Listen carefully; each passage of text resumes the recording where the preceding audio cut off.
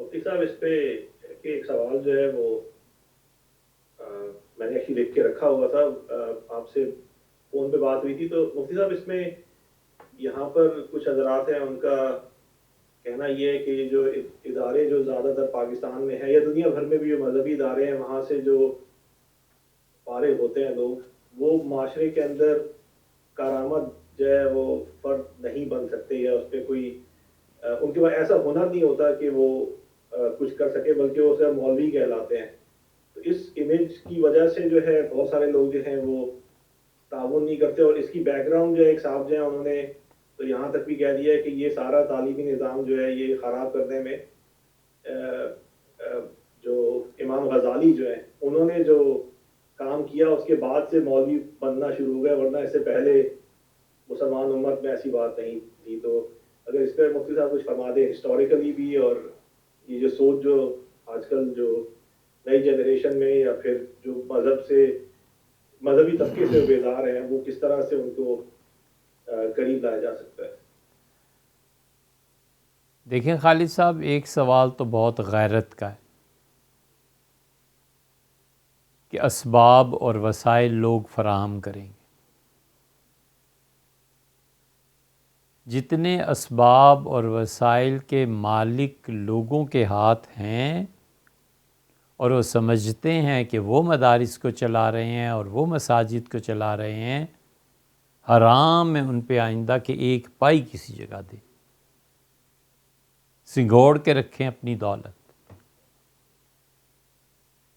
और हवा ना लगने दें अपने अमवाल को। ये निज़ाम इन तक थोड़ा ही पड़ा हुआ है, असबाब और वसाइल। हक़ ताला शानू जिस चीज़ का फ़ैसला कर लें उसके लिए कोई मसला ही नहीं है असबाब और वसाइल का।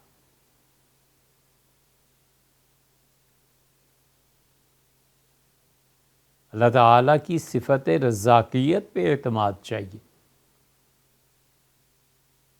हत्ता कि वो मदरसे से और मस्जिद से निकाल दे और वो ये बावर करा दे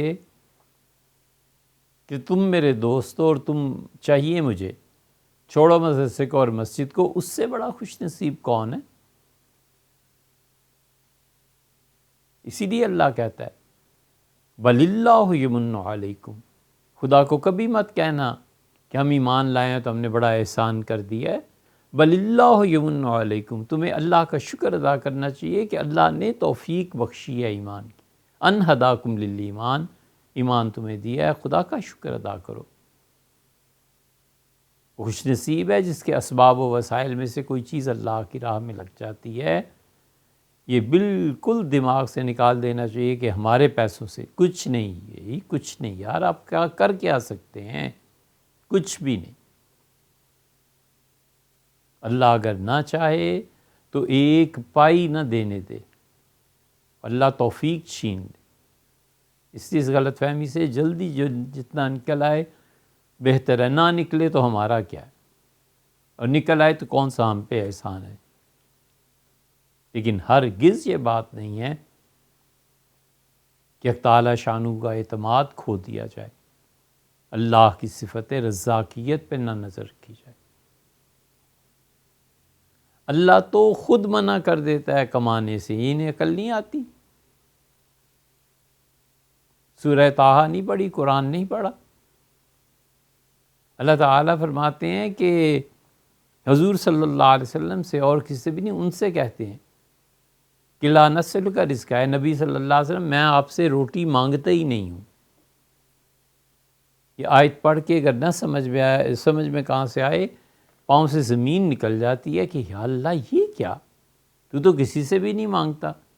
मूसा और ईसा हो या हुज़ूर अक़दस सल्लल्लाहु अलैहि वसल्लम हो, तो किसी से, वो कहता है ला नस्ल का रिज़्क़, मैं तुमसे रोटी नहीं चाहता। नहनु नर्ज़ुकुक, लोगो हम तुम्हें रिज़्क़ देते हैं।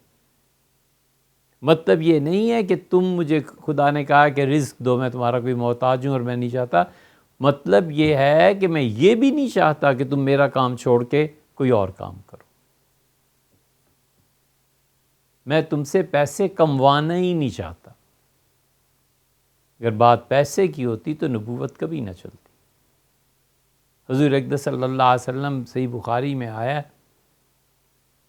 فرمایا کہ مکہ والوں کی بکریاں چراتا تھا، اس کی اجرت بھی وصول کرتا تھا، اور نبوت کے بعد تو سب کچھ ختم ہو گیا۔ اللہ نے کہا خبردار، کوئی پیسے ایسے کمانا نہیں ہے، وہ میرے ذمے ہے، چاہے میں فاقے میں رکھوں اور چاہے پیٹ بھر دوں، آپ کو جو کام کہا ہے وحی کا، قرآن کا، آپ نے اس سے کرنا ہے، سیدھی سی بات۔ یہ عجیب احمقانہ سوچ ہے کہ میں پروردگار عالم کا پیغام پہنچا رہا ہوں۔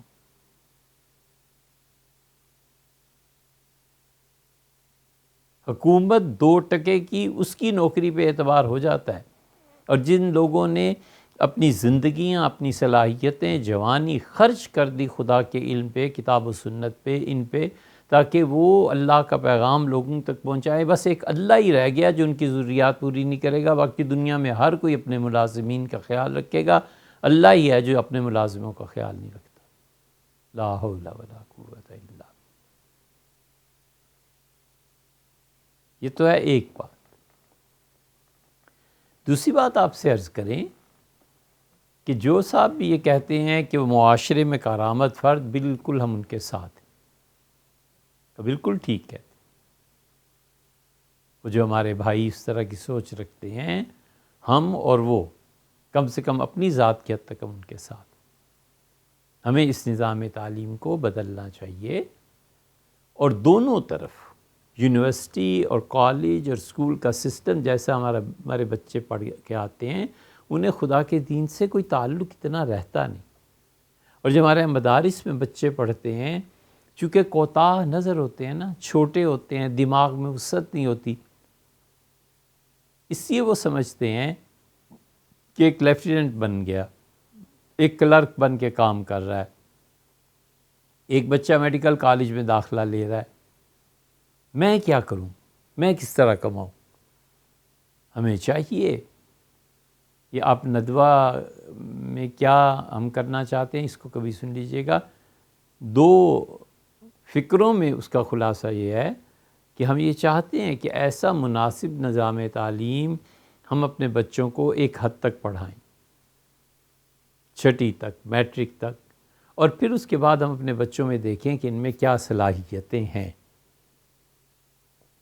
ہم ایک پورا ٹاپ کا گروہ بچوں کا جو پڑھتا چلا آیا ہے، مناسب نظام تعلیم، اس کو بھی اور کچھ اس کو بھی، اور اس میں 3 اضافے جو کرنے چاہیے درس نظامی پہ، اس پہ ہم نے پوری ریکارڈنگ کرا دی ہے۔ ہم نے اس پورے نظام تعلیم کو ریکارڈ کروایا، آپ سے سنی۔ ہم ان میں جو بچے 10-12 سال پڑھنے کے بعد ٹاپ پہ نظر آتے ہیں، انہیں ہم پابند کر لیں کہ بیٹے آپ نے نیکسٹ جنریشن کو یہیں پڑھانا ہے، یہیں تربیت دینی۔ اس صف سے دوسرے جو بچے نکلیں، ہم ان بچوں کو CSS کے ایگزام میں لے جائیں۔ تیسرے نمبر پر جو نکلیں، یہ نمبر ایسے ہی لگا رہے ہیں، انہیں آپ ڈاکٹر میں اپنا میڈیکل کالج قائم کریں، 20 سال لگ جائیں، 30 سال لگ جائیں، وہ سب سے پہلے اچھا انسان ہو، اس کے بعد ڈاکٹر ہے یا کچھ۔ چوتھے فوج میں بھیج دیں۔ 5ویں اس ملک میں وکالت میں لوگ چاہیے جو اس نصاب میں عربی بھی پڑھیں، اور پھر اپنا لاء کالج ہم لوگ بنائیں، اور ہم اپنے ان بچوں کو انگلش کے پورے لاز پڑھائیں، وہ بھی چیزیں پڑھائیں، یہ بھی پڑھائیں، تاکہ بچہ جان سکے کہ انصاف کیا ہوتا ہے، شریعت پہ ہم کیوں زور دیتے ہیں، اس قانون میں شریعت کے کہاں کہاں پر بظاہر فلاز پائے جاتے ہیں، اس کا ہم نے کیا کرنا ہے۔ یہ 5 شعبے ہم نے گنوا دیے، 2 اور بھی ہیں۔ اس لیے ہم نے کہا کہ ایک پورا طبقہ بچوں کا تعلیم میں آ جائے، ایک میڈیکل میں آ جائے، ایک قانون میں آ جائے، ایک فوج میں چلا جائے، اور ایک CSS کے ایگزام میں۔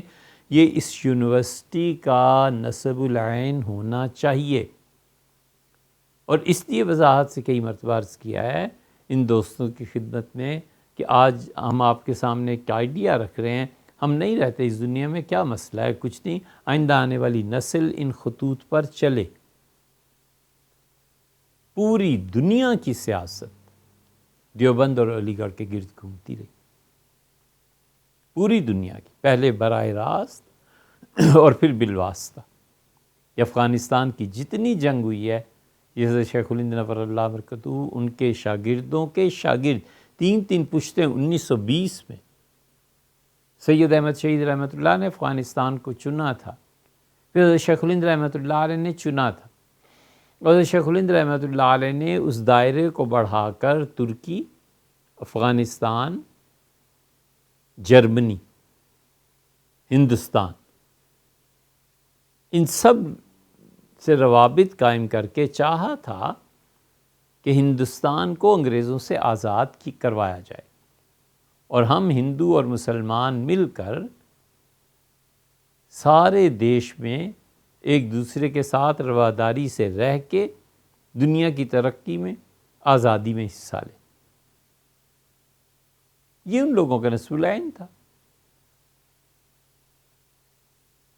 تو دیوبند کی تیسری، چوتھی، 8ویں پشت نے جا کر یہ کام کیا۔ علی گڑھ کی تھوڑی خدمات، علی گڑھ کے کئی ایسے فیصلے تھے جس کی وجہ سے انگریز نکلے۔ علی گڑھ کے لوگ بڑے پڑھے لکھے تھے۔ کون ہے جس نے علی گڑھ سے فیض نہیں اٹھایا؟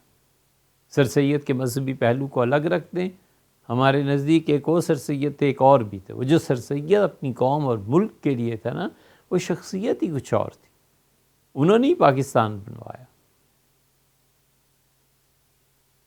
انہوں نے ہی مشرقی پاکستان بنوایا۔ وہ اچھا تھا برا تھا یہ وہ جانے، لیکن اس وقت اسلام آباد میں سیکٹریز، منسٹرز، حتیٰ کہ جو بھٹو صاحب سے پہلے پریزیڈنٹ اور یہ لوگ گزرے تھے، یہ سب ڈائریکٹ یا انڈائریکٹ علی گڑھ سے ہی تعلق رکھتے۔ کیوں نہ ہم ایک اور ادارہ ایسا بنائیں؟ آپ بالکل صحیح فرماتے ہیں، جہاں ہمارے بچے پڑھ کے نکلیں اور ہم 6-7 شعبوں میں تقسیم کر دیں، اور شدید محنت کے بعد 50 سال بعد، 60 سال بعد دیکھیں اس کا رزلٹ کیا نکلتا ہے۔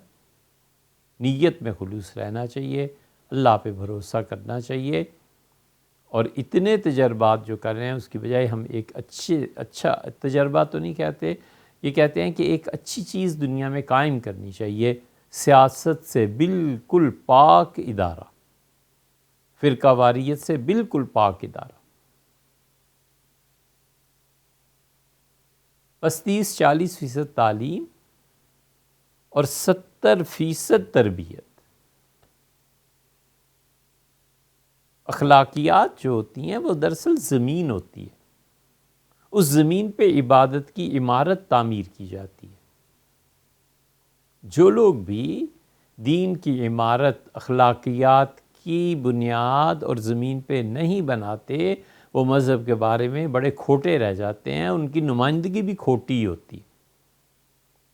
اخلاقیات کی بنیاد پہ یہ طے ہو گیا کہ میں جھوٹ نہیں بولوں گا، اب وہ نماز پڑھتا ہے یا نہیں پڑھتا، زمین بن گئی نا۔ اب جب نماز بھی پڑھتا ہے تو لوگ کہیں گے کہ ہے نمازی اور بالکل جھوٹ نہیں بولتا، یار پکا نمازی۔ اب ہے پکا نمازی اور اخلاقیات اس کے بنے ہوئے نہیں ہیں، لوگ کہیں گے دیکھو نمازیوں کی حالت یہ ہے کہ ایسے جھوٹ بولتے۔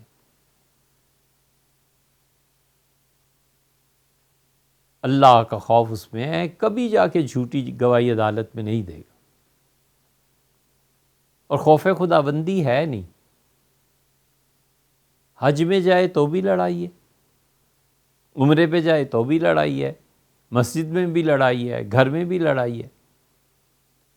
تو آگے والا کہہ سکتا ہے کہ یار آپ کرتے کیا ہیں، کس خدا کی عبادت کرتے؟ اس سے تمہیں یہ نہیں سکھایا کہ کچھ تمہیں خدا کا خوف ہونا چاہیے؟ وضو کے لیے لائن لگی ہوئی ہے، تم جو جمپ کر کے پیچھے سے آ کے پہلے اپنے نمبر پہ وضو کرنا چاہتے ہو، تو کس کھاتے میں جو پہلے سے کھڑا ہے اس کا حق نہیں بنتا؟ اور خدا کا خوف ہو تو وہ پیچھے ہی کھڑا رہے گا کہ نہیں، لوگوں کا حق زیادہ ہے مجھ سے۔ تو یہ تربیت ہے اور تعلیم، وہ بھی آپ سے عرض کر دی۔ اس فکر کے لوگ چاہیے، اس فکر کے افراد چاہیے۔ مجھے کوئی پریشانی اور نہیں ہے، دکھ، لیکن اکیلا ہوں، کیا کروں؟ آپ بتائیں۔ ایسے لوگ چاہیے جو یہاں کے رہیں، اس فکر کو جذب کریں، اگر وہ سمجھتے ہیں یہ ٹھیک ہے، غلط ہے تو کیا ضرورت ہے؟ ہمیں اپنی فکر کے لوگ نہیں ملے، لیکن اس کا مطلب یہ تھوڑی ہے کہ جسے حق سمجھتا ہوں اسے بیان بھی نہ کروں۔ افراد چاہیے، ہاتھ بٹائیں، کام کریں، ہمیں فارغ کریں، ہم تعلیم کو، علم کو، جو کچھ اساتذہ سے پڑھا ہے اللہ کی توفیق سے، اس کو نشر کریں۔ رہ گیا تیسرا سوال، جنہوں نے کہا کہ امام غزالی رحمۃ اللہ یہ کیا ہے۔ امر واقعہ یہ ہے کہ اس وقت فلسفہ اتنا غالب آ گیا تھا کہ دین کے بنیادی عقائد تک لرزنے لگے تھے۔ اتنا تعلیم یافتہ اور اتنا ترقی پسندانہ ماحول تھا کہ آپ اندازہ لگائیں کہ اس زمانے میں اسپین اور بغداد، یہ جتنی پڑھی لکھی جنریشن نسل اللہ نے اس وقت مسلمان امت کو عنایت فرمائی تھی، ان میں کوئی ہمت نہیں کر سکتا تھا یہ کہنے کی کہ فلاں کتاب میں نے نہیں پڑھی۔ ہر جگہ تعلیم تھی، ہر جگہ چرچا تھا، اور جو نسلیں آ رہی تھی نئی، وہ امنگ اور جذبے کے ساتھ اور معاشرے کی معاونت کے ساتھ بڑے سے بڑا کفر کا سوال کرتے ہوئے بھی گھبراتے نہیں تھے۔ اپنے اساتذہ سے پوچھتے تھے کہ اگر خدا ہے تو یہ کیوں ہے؟ اور یہ دلیل تو جناب اللہ کے نہ ہونے کی ہے۔ یہ دلیل تو بتاتی ہے کہ مذہب اور شریعت وقت کے ساتھ ساتھ تبدیل ہونے چاہیے۔ آپ کیا کہتے ہیں حدیث میں یہ جو آیا ہے یہ کیسے چل سکتا ہے؟ پورے ایمان کے ساتھ جو ذہنی اشکالات، ذہنی آزادی تھی اس نسل کو حاصل تھی، تو فلسفے نے چولے ہلانی شروع کی۔ اس فلسفے کا جواب اگرچہ امام غزالی رحمۃ اللہ نے دیا اور بہت خوب دیا، لیکن غزالی چونکہ خود بنیادی طور پہ فلسفی تھے تو وہ اس کو پوری طرح نکال کے اپنی طبیعت سے پھینک دیتے، یہ نہیں ہوا ان سے۔ لیکن یہ ٹھیک نہیں ہے کہ امام غزالی رحمۃ اللہ علیہ نے لوگوں کو تحقیق سے روک دیا، یہ کہاں ہے؟ امام غزالی رحمۃ اللہ علیہ نے فلسفے پہ شدید تنقید کی، فلسفیانہ نظریات پہ شدید تنقید کی۔ امام غزالی رحمۃ اللہ علیہ نے بہت سی چیزیں ایسی بیان کی جو انسانی اخلاقیات سے تعلق رکھتی ہیں، اور وہ 10 سال جو انہوں نے بیت المقدس جا کے ایک مسجد کے گنبد میں گزارے، فکر میں، سوچ میں، مراقبات میں، اس کی وجہ سے بعض جگہوں پہ ان کی طبیعت پہ مبالغہ آیا ہے۔ لیکن ہم خود بھی تو سوچیں کہ ہم کسی بھی شخص کو حضور صلی اللہ علیہ وسلم کے بعد 100% معصوم تو نہیں کہہ سکتے نا، تو اثرات ہیں۔ لیکن اس کے بعد جو اور گروہ اٹھے ہیں جنہوں نے اس تعلیمی نظام کو، تحقیق کو، ان چیزوں کو بہت آگے پہنچایا۔ اب زمانے کا فرق چھوڑ دیں تو ابن رشد ہیں، مسکویہ ہیں، اور لوگ ہیں، ابن طفیل ہیں، ابن باجہ ہیں، رازی ہیں۔ امام رازی رحمۃ اللہ علیہ کے علاوہ کیمسٹری میں اور فزکس میں، اور جنہوں نے خلافت بغداد نے گھڑی بھیجی تھی فرانس کے بادشاہ کو، اور فرانس کا بادشاہ حیران ہوا کہ اچھا یہ ٹائم اس طرح بھی پتہ چلتا ہے اور یہ بھی ہوتا ہے۔ یہ سب لوگ اسی آزاد فضا اور ماحول میں کام کر رہے تھے۔ ہمیں چاہیے، آپ ایگری نہ ہوں اس سے کوئی حرج نہیں، لیکن ہمیں چاہیے کہ ہم ذہنی طور پہ پسیں نہیں، ذہنی طور پہ ہم یورپ اور جدید تحقیقات کے سامنے اتنے بے بس نہ ہو جائیں کہ ہم اپنے اسلاف کے کیے ہوئے کاموں کو اور کارناموں کو کرٹیسائز کرنے لگیں۔ دنیا کے علم میں، دنیا کی ترقی میں بڑا حصہ ہے، بہت بڑا حصہ ہے۔ سفر جاری تھا، ایک مرحلے تک ہم نے دنیا کو پہنچایا تھا، یورپ نے کمانڈ لے لی، وہ آگے چل پڑے، اور وہ چل رہے ہیں، اور وقت آ جائے گا انشاءاللہ جب ہمارے بچے ان کے علوم کو لے کے اسے مشرف با اسلام بھی کر لیں گے اور دنیا پہ ثابت کر دیں گے کہ ہمیں بھی جینے کا ایسی حق حاصل ہے ایسے تمہیں۔ معاشیات کا استحکام چاہیے امت مسلمہ کی۔ اس وقت معاشی طاقت جتنی ہے اس کا بہت بڑا حصہ ان پڑھ اور جاہل لوگوں کے پاس ہیں وہ مسلمان، لیکن انہیں تعلیم کا شعور نہیں ہے۔ تو تشدد کے بغیر کیوں نہ ہم اپنے بچوں کو پیدا کریں، کیوں نہ ہم اپنی یونیورسٹیز بنائیں، ادارے بنائیں، تاکہ وہ آگے بڑھ کے دنیا کی کمانڈ کو سنبھالیں۔ اللہ کا شکر ہے ہم نے فرانس میں، یو ایس میں تو بارہا مسلمان بچوں کو دیکھا، اپنی اپنی جگہ پہ ٹاپ پہ ہیں۔ اسی طرح ڈاکٹرز کو دیکھا، امریکن ڈاکٹرز حیران ہوتے ہیں کہ اتنا اچھا دماغ ہے اور یہ ڈاکٹر ہے۔ تو یہ قوموں کی تاریخ میں اسی طرح ہوتا ہے۔ انگریزوں کو جتنا کچھ بھی ملا ہے اور جتنی دنیا میں ترقی ہوئی ہے، انڈیا کی دولت ملی تھی تو ترقی ہوئی تھی نا، ایسے ہی تو نہیں کر لی تھی۔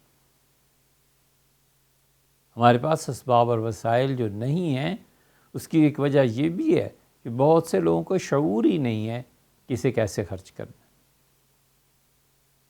آپ چاہیں تو ساری رات اس پہ بات کی جا سکتی ہے۔ آکسفورڈ یونیورسٹی میں تاریخ کا شعبہ پروفیسرز تھے، انہوں نے کہا ہم آپ کو بتاتے ہیں کس طرح پیسے بناتے ہیں اور بنتے ہیں۔ انہوں نے سعودیز کو کہا کہ جہاں پہ تم ہو اور صحرا ہیں، یہاں تو کسی زمانے میں یہ ہوتا تھا، اتنے بڑے بڑے جانور ہوتے تھے، یہاں سرسبز و شاداب علاقے تھے، دریا بہتے تھے۔ سعودی گورنمنٹ نے کہا اس کو ثابت کر دو، انہوں نے ثابت بھی کیا اور اربوں کے فنڈز لیے، سارا خرچہ بھی سعودیہ نے کیا، اپنی تاریخ پہ فخر پیدا ہوا، اور یونیورسٹی والے پیسے لے کے الگ ہو گئے۔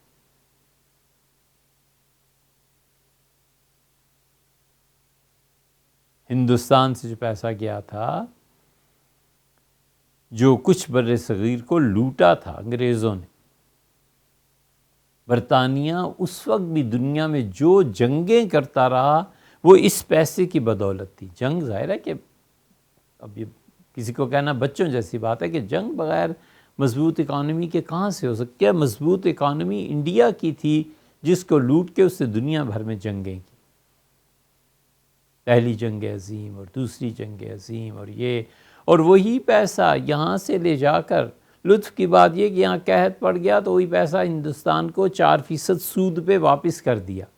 یہیں سے سونا لے گئے اور وہاں لے جا کر سکے ڈھالے اور کہا اچھا بھی ہندوستان میں ہندوستان کی حکومت ہم سے لے لے اور 4% سود پہ ادا کر دے۔ یہ ساری چیزیں آہستہ آہستہ سامنے آ رہی ہیں۔ تو اس لیے امام غزالی رحمۃ اللہ علیہ کے بعد بھی تعلیم ہوئی ہے، ترقی ہوئی ہے۔ آپ ذرا سی بات پہ مہربانی فرما کے ہماری درخواست ہے غور کریں۔ ہم پاکستان میں اس 75 سال میں اپنی بچیوں کے لیے کوئی الگ میڈیکل کالجز کا سلسلہ نہیں قائم کر سکے۔ اب خود سوچیں نا ہم کیا کر رہے ہیں۔ ایک وہ سر گنگا رام نے بنایا تھا، اور گنگا رام کے اسپتال کا نام تجویز کر کے فاطمہ جناح اسپتال ہو گیا، بس بنایا ہم نے بھی نہیں وہ۔ اس وقت ملک میں کتنی بچیاں ہیں جو تعلیم حاصل کرنا چاہتی ہیں، کتنی لیڈی ڈاکٹرز بننا چاہتی ہیں، کتنی وہ اس سے آگے کی پوسٹ گریجویشن وغیرہ وغیرہ کرنا چاہتی ہیں جو یورپ اور امریکہ۔ ہم کیوں نہیں کرا رہے؟ ہم اس پہ بیٹھے ہیں کہ گورنمنٹ کرے گی، گورنمنٹس نہیں کریں گی۔ مہربانی کریں آپ پرائیویٹ سیکٹر میں آ جائیں۔ آپ وہاں 60 سال کے ہو گئے ہیں، 70 کے ہو گئے، اب آپ اپنے ملک واپس آ کے کوئی پروجیکٹ شروع کریں کہ ہم اپنی بچیوں کو یہاں پڑھائیں گے، یہاں ریسرچ لیبارٹریز قائم کریں گے۔ آغا خان اسپتال جب بنا تھا تو بہت سے ہمارے دوستوں نے کہا جانا حرام ہے، یہ ہے وہ ہے، تو کہو ہم نے کہا بالکل 100% حرام قرار دیں گے جب تم آغا خان کے مقابلے میں ایک اور فاؤنڈیشن کہیں قائم کر دو، ہم کہیں گے اب وہاں جانا حرام ہے، یہاں وہاں سے بھی روکتے ہو کہ وہ گھر کچا ہے، پکا تمہارے پاس بھی نہیں ہے، تمہارے پاس تو چھت ہی نہیں ہے، اور حوصلہ یہ ہے کہ فتوے دیتے ہو خدا کا خوف کیے بغیر۔ اس لیے بھیا امام غزالی رحمۃ اللہ نے کیا ہے یا نہیں کیا؟ زیادہ سے زیادہ یہ نہیں کیا نا، امت زوال میں چلی گئی نا، تو آپ شروع کریں نا اسے، آپ شروع کریں اس زوال سے نکالنا۔